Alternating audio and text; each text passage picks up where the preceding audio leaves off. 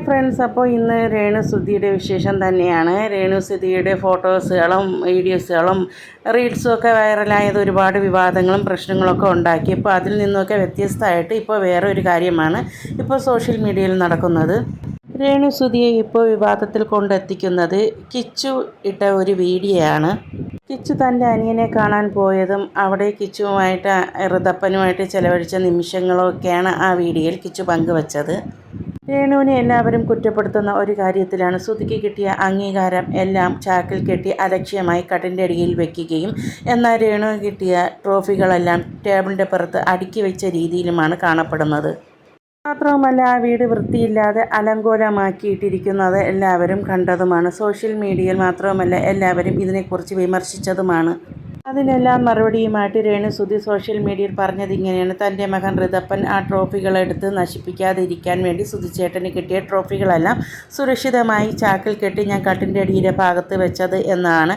പക്ഷേ ആ രേണു അങ്ങനെ പറഞ്ഞത് ഒട്ടും വിശ്വസിക്കുന്ന രീതിയിലുള്ള കാര്യമല്ല. അങ്ങനെയാണെങ്കിൽ രേണുവിൻ്റെ ട്രോഫി എങ്ങനെയാണ് ടേബിളിൽ അടുക്കി വെച്ച രീതിയിൽ കാണുന്നത്? എങ്കിൽ ഋതപ്പൻ അതും എടുത്ത് നശിപ്പിക്കില്ലായിരുന്നു. പിന്നെ എന്തിനാണ് രേണു ഇങ്ങനെ പറഞ്ഞത്?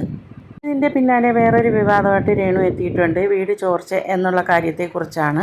ഒരു അഭിമുഖത്തിനിടയിലാണ് രേണുവിനെതിരെ ഫിറോസ് തുറന്നടിച്ച് സംസാരിച്ചത്. ഇങ്ങനെയാണ്: വീട് ചെയ്തപ്പോൾ ഫ്രണ്ടിലെ എലിവേഷൻ്റെ ഇടയിൽ ഒരു ബ്ലാക്ക് ലേബൽ കൊടുത്തിട്ടുണ്ട്. അവിടെ ഗ്യാപ്പിട്ടിട്ടാണ് കൊടുത്തിരുന്നത്. അവർക്ക് AC വെക്കാൻ സാധിച്ചില്ലെങ്കിൽ എയർ സർക്കുലേഷൻ വരേണ്ടതിന് വേണ്ടിയാണ് അങ്ങനെ ചെയ്തത്.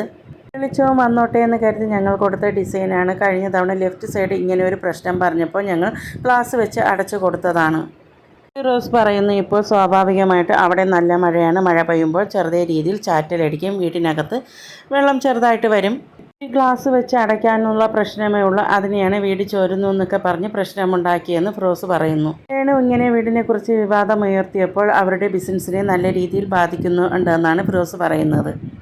വീട് പ്രതീക്ഷിച്ചതിനേക്കാളും ഒരുപാട് പൈസ ആവുകയും ചെയ്തു. തൻ്റെ കയ്യിൽ നിന്ന് കൂടി പകുതി പൈസ ഇട്ടാണ് ആ വീട് രേണുവിന് ഫിറോസ് ചെയ്തു കൊടുത്തതെന്നാണ് ഫിറോസ് പറയുന്നുണ്ടായിരുന്നു.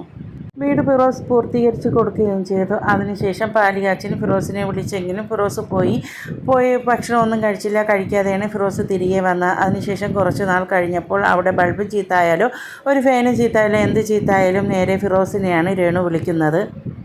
അതിനിടയ്ക്ക് ഒരു ഷോക്കേഴ്സ് ചെയ്യണമെന്ന് രേണു പറഞ്ഞു. അപ്പോൾ 5000 രൂപ തന്നാൽ ഷോക്കേഴ്സ് ചെയ്ത് തരാമെന്ന് ഫിറോസും പറഞ്ഞു. അപ്പോൾ രേണു പറയുകയാണ്, അത്രയധികം കാശ് എൻ്റെ കയ്യിലില്ല, അതുകൊണ്ട് എനിക്ക് ഷോക്കേഴ്സ് ചെയ്ത് തന്നേ പറ്റുള്ളൂ എന്ന് രേണു പറയുന്നുണ്ടായിരുന്നു. നിങ്ങൾ തന്നെ എനിക്ക് ഷോക്കേഴ്സ് ചെയ്ത് തരണം, ഇല്ലെങ്കിൽ ഞാൻ ഏതെങ്കിലും യൂട്യൂബറെ വിളിച്ച് ഇതിനെക്കുറിച്ച് ചർച്ച ചെയ്യും. ചർച്ച ചെയ്യുമ്പോൾ നിങ്ങളെ ബിസിനസ്സിനെ തന്നെ അത് ബാധിക്കും. അതുകൊണ്ട് എനിക്ക് ഷോക്കേഴ്സ് ചെയ്ത് തരണമെന്ന് ഫിറോസിനെ വിളിച്ച് ഭീഷണിയുടെ സ്വരത്തിലാണ് പറഞ്ഞതെന്ന് ഫിറോസ് ഈ അടുത്തിടെ പറയുന്നുണ്ടായിരുന്നു ഒരു ഇൻ്റർവ്യൂവിൽ. സുധിയുടെ മൂത്ത മകനായ കിച്ചുവും ഋതപ്പനും രേണുവും സുധിയുടെ മാതാപിതാക്കളും അടങ്ങുന്ന ഒരു കുടുംബത്തെയാണ് ഞങ്ങൾ പ്രതീക്ഷിച്ചിരുന്നത്. ആ കുടുംബത്തിന് വേണ്ടിയാണ് ഫിറോസും ടീമും ആ വീട് പൂർത്തീകരിച്ച് കൊടുത്തത് എന്ന്. എന്നാൽ സുധിയുടെയെന്ന് ഇപ്പോൾ പറയാൻ മാത്രം അവിടെ ഋതപ്പൻ മാത്രമേ ആ വീട്ടിലുള്ളൂ. ബാക്കിയെല്ലാം രേണുവിൻ്റെ ബന്ധുക്കൾ മാത്രമാണ് ആ വീട്ടിലുള്ളത് എന്ന്. കിച്ചു ആണെങ്കിൽ ആ വീട്ടിൽ ഒരു അതിഥിയെ പോലെയാണ് വന്ന് കയറുന്നത്. അവിടെ രേണുവിൻ്റെ ബന്ധുക്കൾ മാത്രമാണ് ആ വീട്ടിലുള്ളത്. കിച്ചുവിൻ്റെ ആ വീഡിയോ കാണുമ്പോൾ തന്നെ നമുക്കെല്ലാം തോന്നിപ്പോകുന്നതാണ്. കിച്ചു ഒരു അതിഥിയെ പോലെയാണ് ആ വീട്ടിൽ വന്ന് കയറുന്നത്.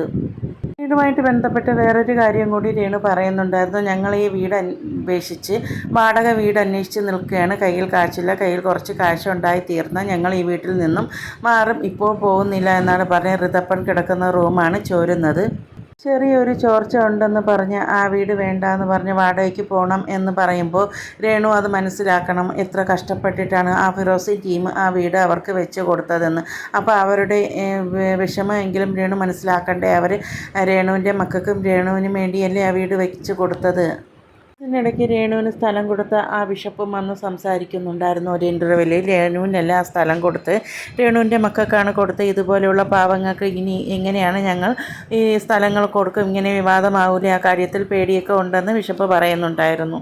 ബിഷപ്പായ നോബൽ ഫിലിപ്പ് അമ്പലവിടൻ പറയുന്നുണ്ടായിരുന്നു, രേണുവിന് വെച്ച് കൊടുത്ത വീട് KCDCക്കെതിരെയും രേണു ഇങ്ങനെ പ്രതികരിക്കുന്നുണ്ടായിരുന്നു. അത് രേണു പ്രതികരിച്ച് വളരെയധികം മോശമായിപ്പോയെന്നാണ് ബിഷപ്പും പറയുന്നുണ്ടായിരുന്നത്. രേണുവിനെല്ലാ മക്കൾക്ക് വേണ്ടിയാണ് ഞാൻ സ്ഥലം വിട്ടുകൊടുത്തത്. ഇനി അറിയപ്പെടുന്നവരെ സഹായിക്കാൻ തനിക്ക് പേടിയാണെന്ന് ബിഷപ്പ് കൂട്ടിച്ചേർക്കുന്നുണ്ടായിരുന്നു. അപ്പോൾ രേണു കാരണം ഒരു വലിയ വഴിയാണ് പാവങ്ങൾക്ക് അടയാൻ പോകുന്നത്. ഇനി ആരും മനസ്സറിഞ്ഞ് ഒരു വീടും വെച്ച് കൊടുക്കത്തില്ല ഒരു പാവങ്ങൾക്കും. അപ്പോൾ എന്ത് തന്നെയാണെങ്കിലും രേണുവും മക്കളും ആ വീട്ടിൽ നല്ല സന്തോഷമായി ജീവിക്കട്ടെ എന്ന് നമുക്കും ആഗ്രഹിക്കാം. ഈ ചാനൽ ഇഷ്ടപ്പെട്ടാൽ സബ്സ്ക്രൈബ് ചെയ്യാൻ മറക്കല്ലേ.